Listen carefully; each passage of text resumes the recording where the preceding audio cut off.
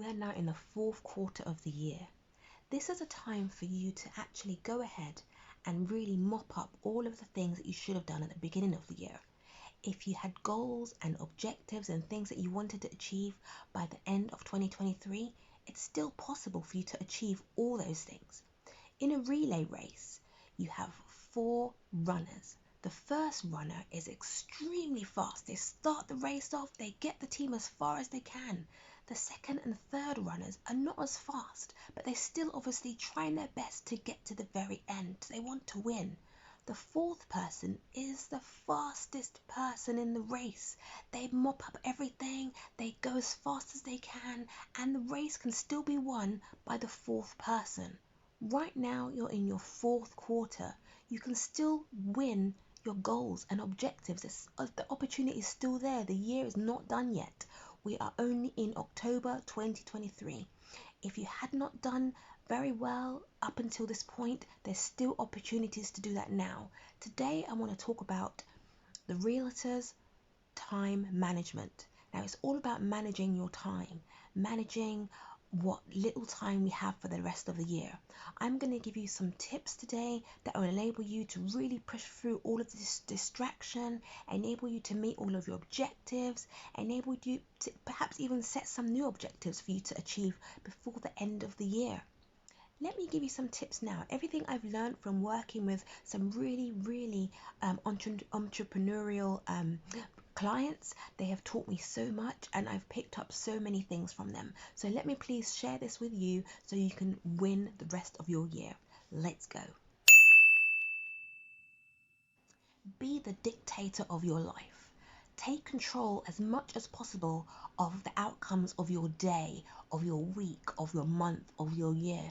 You have to learn to say no. Not everything can you say yes to. By being a bit dictator, you do not let outside forces tell you what you should do and shouldn't do with your day. Obviously, you have friends, you have family, there's priorities that need to take place throughout your life. But ultimately, when it comes to your day-to-day, when it comes from your waking up to your going to bed, there are opportunities for you to dictate what you want to do. So first of all, be a dictator. Cup half empty. Now, you cannot serve your clients, your family, your friends, anybody if your cup is half empty. Now, by that I mean you have to make sure you eat well. Eat some really good foods that make you feel good, doesn't make you feel lethargic. Meal prep, make sure that if you're in your car for the majority of the day doing viewings and all sorts, pack a lunch. Eat a nice big breakfast before you go out. Have a nice big packed lunch in your bag so you can eat and then continue on with your day. When you come home in the evening, have something like HelloFresh or whatever those things are where they're all pre-made for you. Have a good eating diet is what I'm saying. Have a good diet. The next thing is make sure you sleep well. There's nothing worse than working all those hours, going to bed at 12, getting up at 5 and doing that continuously. You'll be so tired. You won't be able to concentrate, you won't be able to retain information. There's lots of people who've said, get up at 5 a.m., get up at 4 a.m. Those things are really great, absolutely fantastic. And it's always good to start your day really early. But if you're going to bed at 12 o'clock, 1 o'clock in the morning, getting up at 5 o'clock, existing on 3 hours sleep, 4 hours sleep is no good. Absolutely no good whatsoever. You'll get burnt out, you'll be tired, and then all that, good work would have gone to nothing because then you'll be laying in your bed trying to recover from having overworked, and it could be a cycle. No good. And the last thing with that is exercise. Keep moving. If you're doing lots of viewings and you're constantly walking, so you'll be fine. But getting some exercise in, keep you moving, keep you healthy. So long as you're healthy and you're comfortable in your skin, you should be able to function really well. And obviously, if you need any specific therapy to get rid of any, niggling thoughts you have in your head, please don't consider it as a negative. Don't consider it as something that you shouldn't do.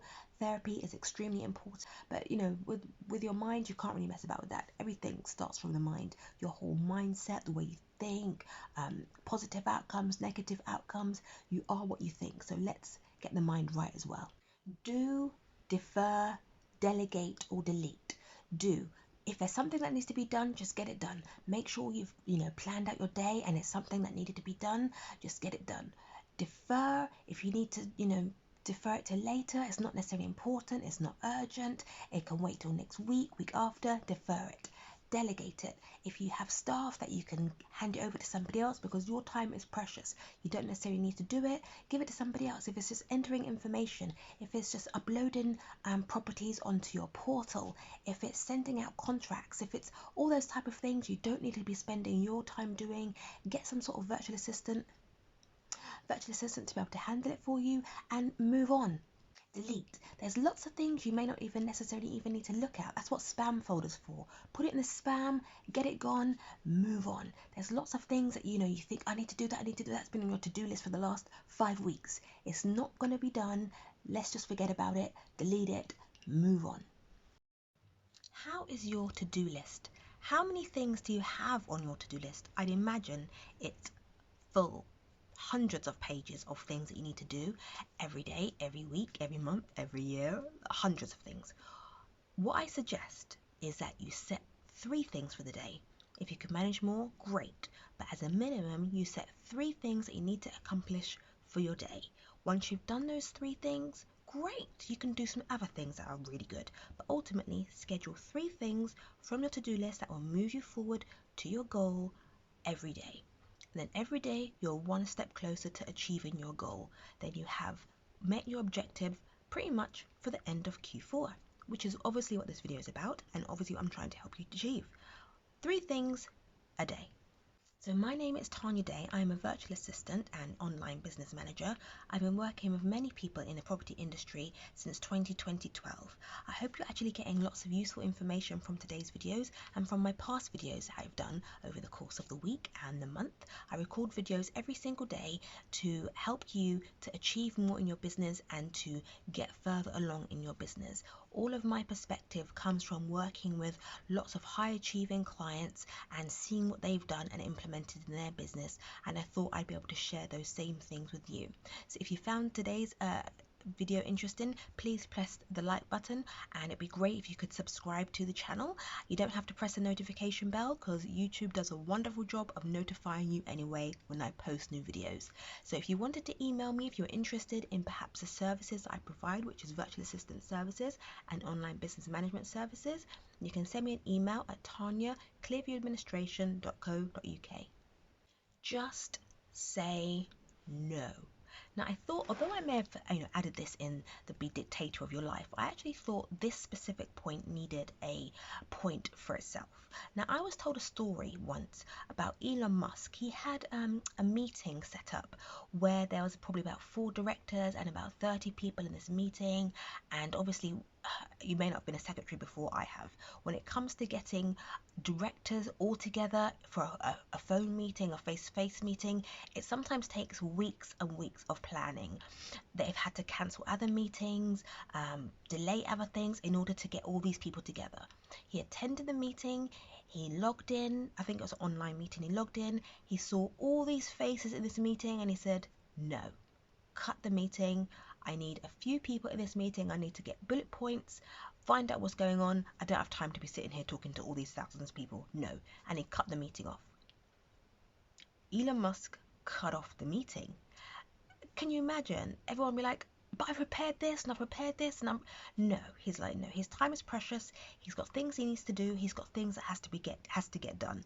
He's hired all these people to do all the work. Why is he sitting here now talking to thousands of people? That makes no time. That makes no sense. He's hired all these people to do the job, and tell me what the results are, what you need my input on. So ultimately, you need to take the same perspective, where you want your business to go, what it is you want to do. Don't let other people dictate your day. I've heard other people saying don't read your emails until you have specific times to read your emails. Don't answer phone calls. Don't, reply to WhatsApp messages. Set boundaries. Boundaries are extremely important. That helps you with your saying no. Sometimes it's extremely hard to say no because you could be a people pleaser. You want to be able to help people and solve their problems. That's what being in property is all about, helping other people to solve their problems. No. Ultimately, you are important. You come first as well. Don't let people dictate your day.